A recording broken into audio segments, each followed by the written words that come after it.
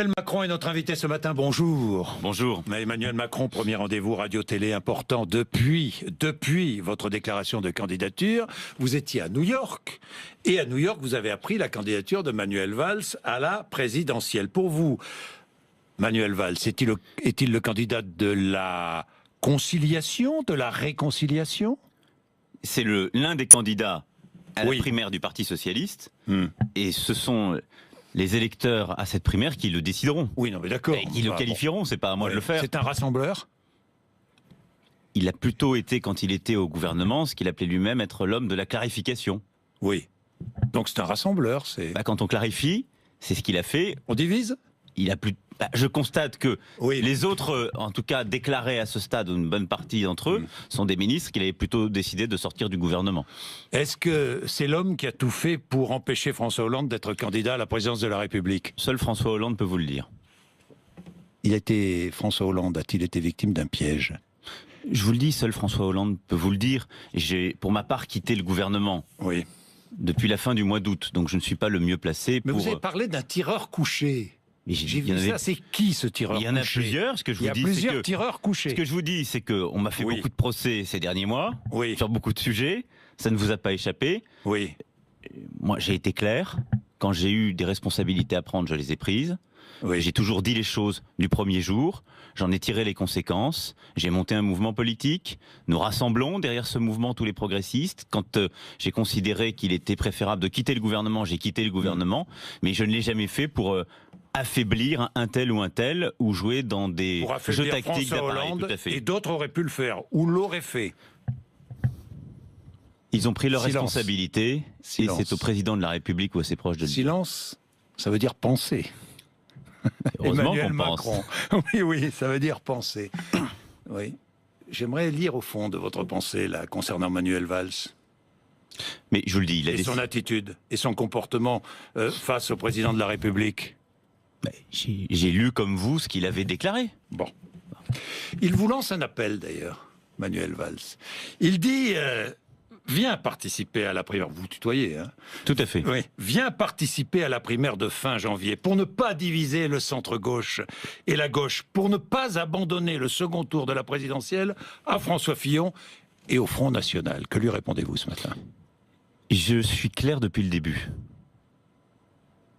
On m'a beaucoup reproché quand j'étais ministre de ne pas être au Parti Socialiste.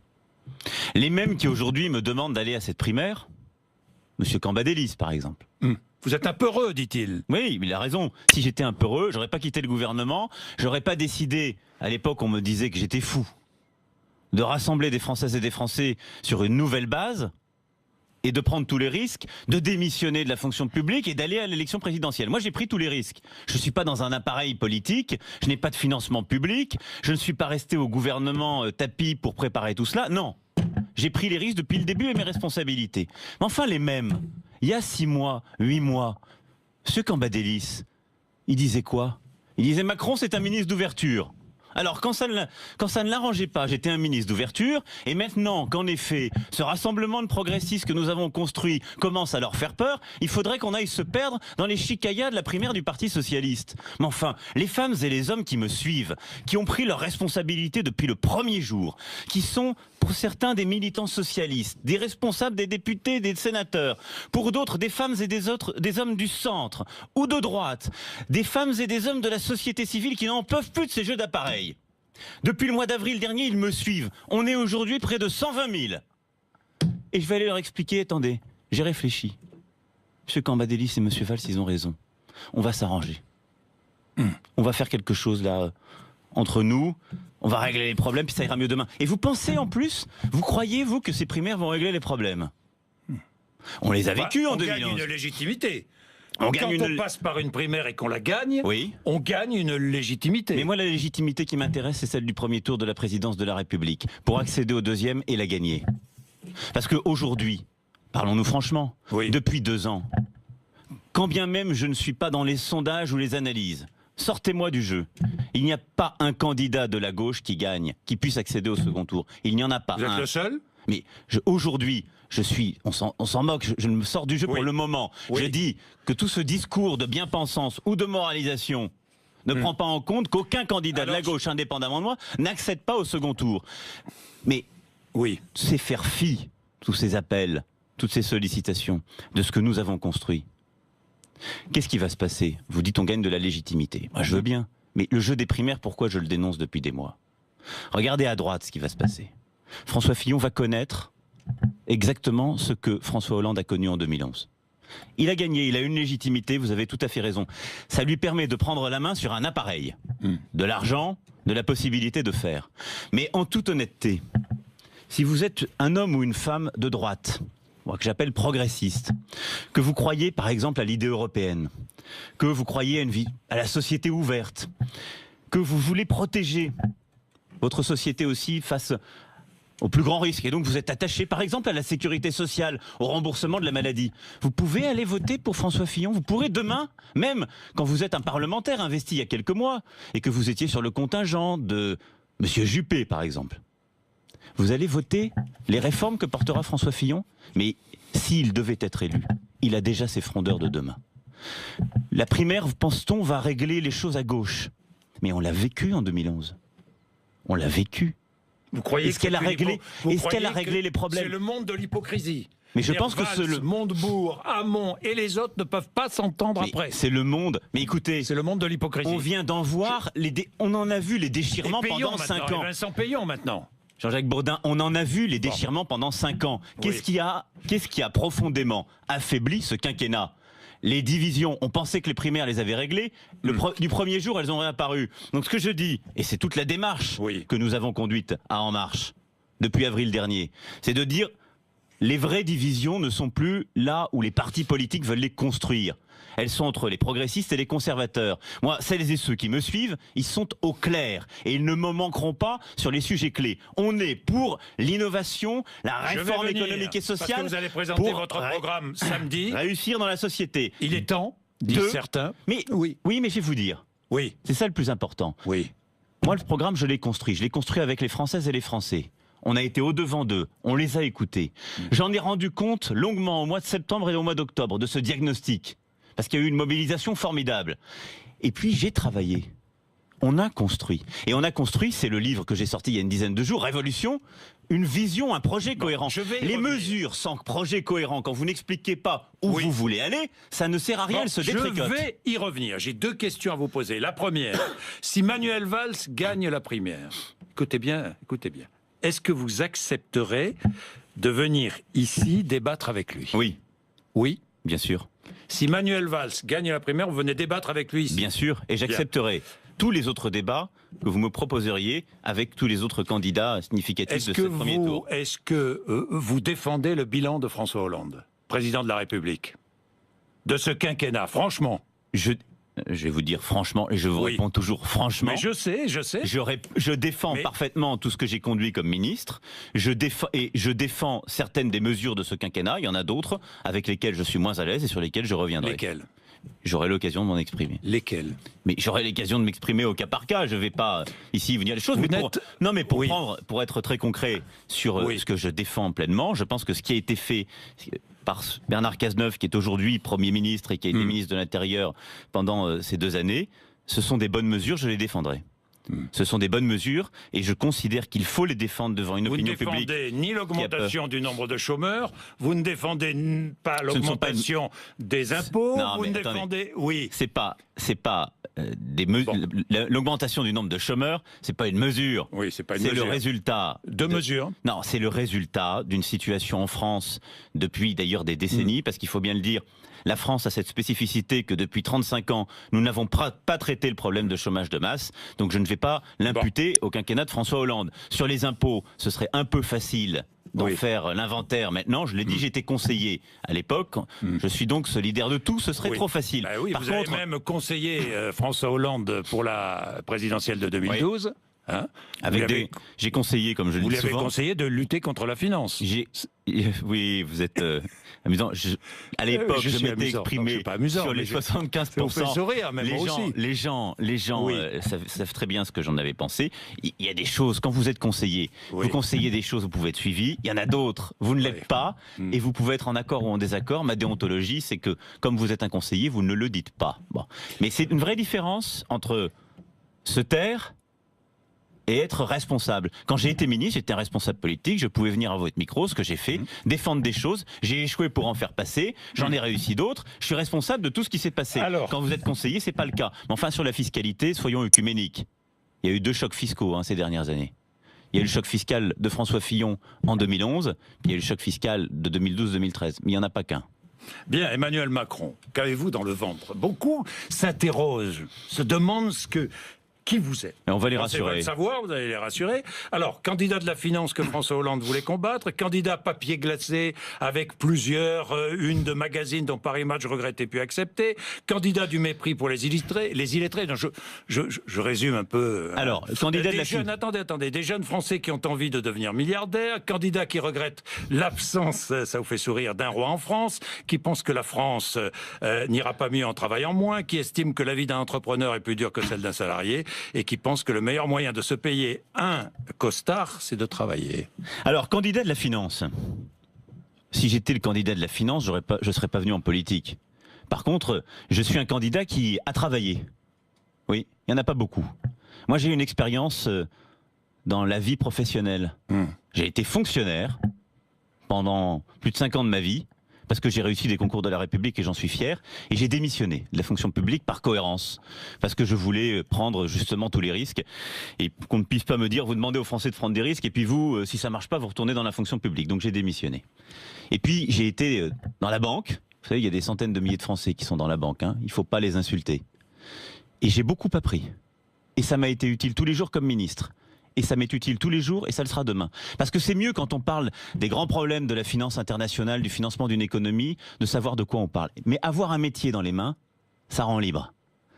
Et moi, je préfère avoir le métier de banquier, d'homme qui a été dans le privé, de haut fonctionnaire, que d'avoir le métier de la politique pour toute la vie. Parce que c'est celui-là qui vous rend justement lié à des jeux d'appareil. Ensuite, vous me parlez candidat papier glacé. Oui. La belle affaire.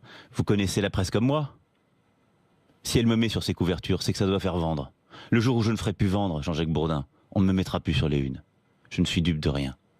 Mais vous n'allez pas me le reprocher. Non, vous l'avez regretté. Je ne suis pas. Non, après. mais non, j'ai pas regretté ou accepté. J'ai regretté quelque chose qui n'a pas été fait, qui était des confidences de notre couple sur notre couple. Ça s'est fait une fois. J'ai pas parlé des unes. Les unes, ça n'est pas moi ou mon couple qui les commandons. Bon. C'est vous, les journalistes en général, ou ceux qui ont des titres de presse, qui le font parce qu'ils pensent que ça fait vendre. Donc on va arrêter de tourner en rond. Je ne suis pas détenteur de titres de presse, je ne fais pas les unes de la presse. Je les fais tant que ça fait vendre. Donc vous n'allez pas me le reprocher. Voilà. Donc c'est autre chose que du papier glacé. J'ai existé avant et j'existerai après. Et surtout, si vous n'aimez pas le papier glacé, je vous conseille de lire Révolution. C'est un livre, il fait plus de 300 pages, et c'est moi qui l'ai écrit à la main. Et puis après, par contre, sur toutes les autres péripéties de la vie médiatique, moi j'assume tout. Politique. Et politique. De votre fonction. Il y a une constante. Quand j'ai blessé des gens, je m'en suis excusé, je suis allé les voir. Mais il y a une constante. Je crois au travail. Donc oui, je suis le candidat du travail. S'il y a une chose à laquelle je crois, dans une société qui doute, dans une société qui parfois, sur le plan économique, social, voire moral, est en train de s'affaiblir, c'est que ce qui nous donne une place dans la vie, c'est le travail. Ce qui fait qu'on est reconnu, c'est le travail. Et ce que je veux pouvoir faire, c'est justement donner à chaque Français, dans un monde en pleine révolution, la possibilité de trouver sa place par le travail. Pas forcément l'emploi à plein temps pour tout le monde, on le sait bien, parce que ce monde va changer. J'y viens. Mais le travail. J'y viens. Donc ça, je l'assume. J'y viens parce que samedi, vous présentez votre programme. Il n'y aura pas tout le programme. Tout le programme, mais une bonne partie. Je vais commencer à donner des axes prioritaires dans ce rassemblement important que nous allons faire. Est-ce que vous allez évoquer le pouvoir d'achat des Français? Oui. Comment? Le pouvoir d'achat et le travail. Moi, j'appelle ça le syndrome du vin du mois. Vous savez, quand on arrive au vin du mois, qu'on n'a plus rien, qu'on n'arrive pas à boucler son mois, qu'est-ce que vous allez offrir aux Français comme amélioration de leur pouvoir d'achat? Alors, ce que je veux, c'est permettre à chaque Française et Français de pouvoir vivre plus dignement de son travail. Et donc, pour réussir justement ce processus, on a besoin de répondre à un problème, c'est de diminuer l'écart qu'il y a entre le salaire brut et le salaire net. Aujourd'hui, quand vous êtes au SMIC, vous touchez 1 139 € net par mois. Ça coûte, on le sait, à votre employeur près de 1 600 €. Et donc pour cela, ce que je veux faire, c'est supprimer les cotisations maladie et les cotisations chômage que paye le salarié. Pas l'employeur, le salarié. Ce qui fait que pour un couple qui est au SMIC aujourd'hui, ça fera un peu plus de 500 € par an, net, de gains, parce que je vais le financer par de la CSG. Par de la CSG. Donc, on va supprimer ces cotisations et on va, de l'autre côté, augmenter pour tout le monde. Mais ça veut dire que qui paiera? Oui, mais enfin, ce que le salarié va perdre d'un côté... Non, justement. Alors comment? Parce que la CSG a une base beaucoup plus large. Oui. Et donc, ce sont les revenus du capital, ce sont aussi des revenus de remplacement, c'est un peu le salarié, ce sont les retraités hors les petites retraites. Parce que l'engagement que je prends ici, devant vous, c'est que toutes les petites retraites auront leur pouvoir d'achat protégé avec moi. Et en particulier les 40% de retraités qui ne payent pas la CSG, qui payent cette CSG à taux super réduit, ceux-là non seulement ne verront aucune augmentation de leur CSG, mais leur pouvoir d'achat protégé. Parce qu'ils ont, durant ces dernières années, de gauche et de droite, été profondément touchés. Ceux-là, je veux les protéger. Pour le reste, les retraités les plus aisés ont plus de moyens et ils ont souvent du patrimoine. On va augmenter un peu la CSG. Pour l'ensemble des actifs et des revenus du capital, on va augmenter un peu la CSG. Par contre, on va substantiellement baisser les cotisations salariales. Le résultat de tout ça... Sur tous les salaires. Sur tous les salaires, pour les indépendants aussi. Et pour les indépendants aussi. Et donc le résultat de tout ça, c'est qu'ils ne paieront plus de cotisations sur le chômage et la maladie. Et ce qui fait que le gain net de pouvoir d'achat pour des salariés du privé, un couple qui est au SMIC, ce sera au moins 500 € par mois. Voilà. Donc ça, c'est la première grande mesure. C'est une mesure importante parce que c'est celle qui permet, Jean-Jacques Bourdin, c'est celle qui permet de mieux vivre de son travail. C'est celle qui permet la différence plus importante entre les revenus de remplacement et les revenus liés au travail. C'est celle qui permet justement de faire qu'on ne finance pas toutes les sécurités qui sont indispensables dans notre société sur le travail et par le travail. Parce que quand nos concitoyens disent on paye trop de charges, c'est terrible.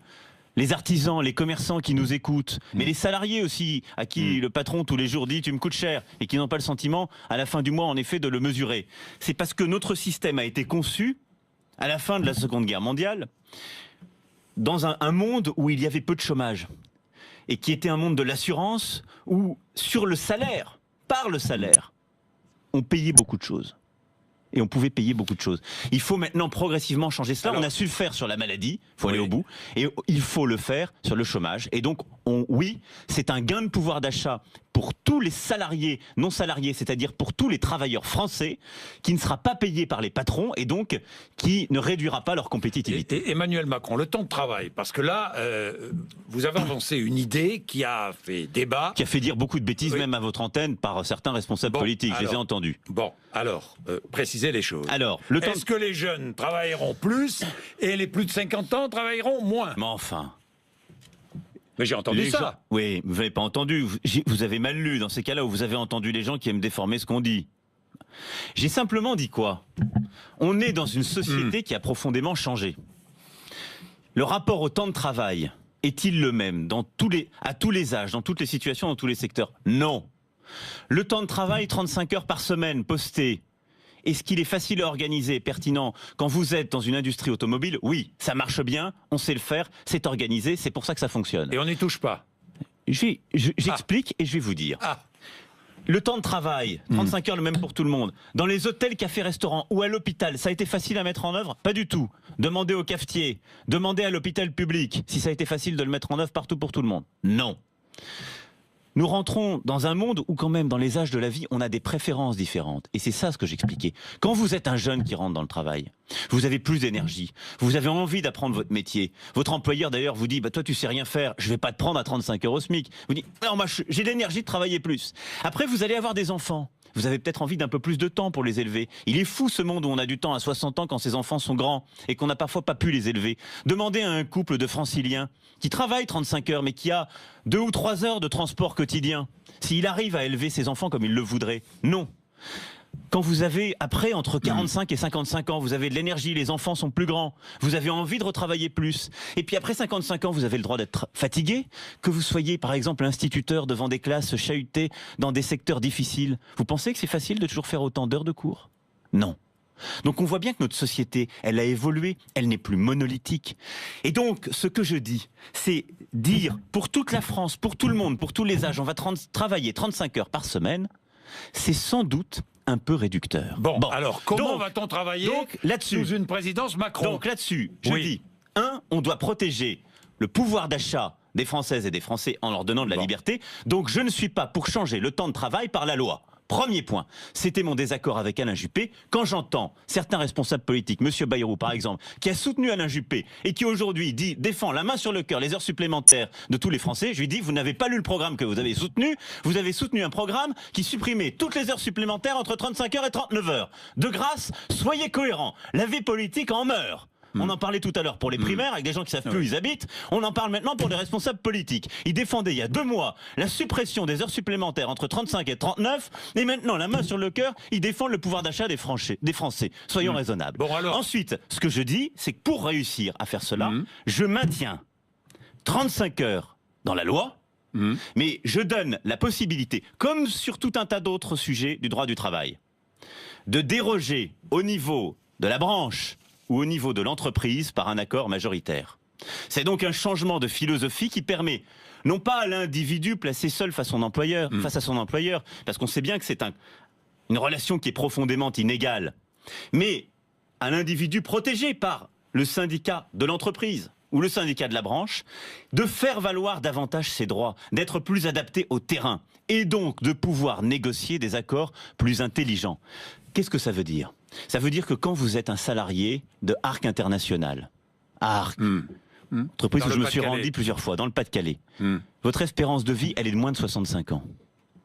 Donc, vous devez trouver, par des accords d'entreprise et des accords de branche, une autre façon de travailler, une autre façon d'être protégé, une autre médecine qui vous permettra d'ailleurs de prendre en compte aussi votre pénibilité pour partir plus tôt à la retraite.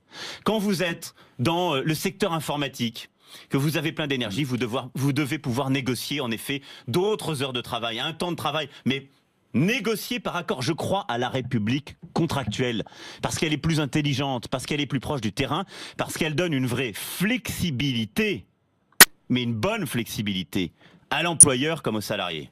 Bien, Emmanuel Macron, beaucoup de sujets. Nous allons aborder beaucoup de sujets dans la demi-heure qui suit sur RMC, notamment l'international, la Syrie. Un mot quand même sur Ségolène Royal à Cuba, ça vous a choqué ces propos? Je ne vais pas commenter des commentaires, je pense que... Non mais, Ségolène Royal était dans un contexte... Donc je n'ai pas écouté, parce que j'étais aux États-Unis, exactement ce qu'elle a dit. Je pense que on a le droit... Sur le sujet dire des bêtises? Non, on n'a jamais le droit de dire des bêtises. On peut en dire, ça arrive à tout le monde.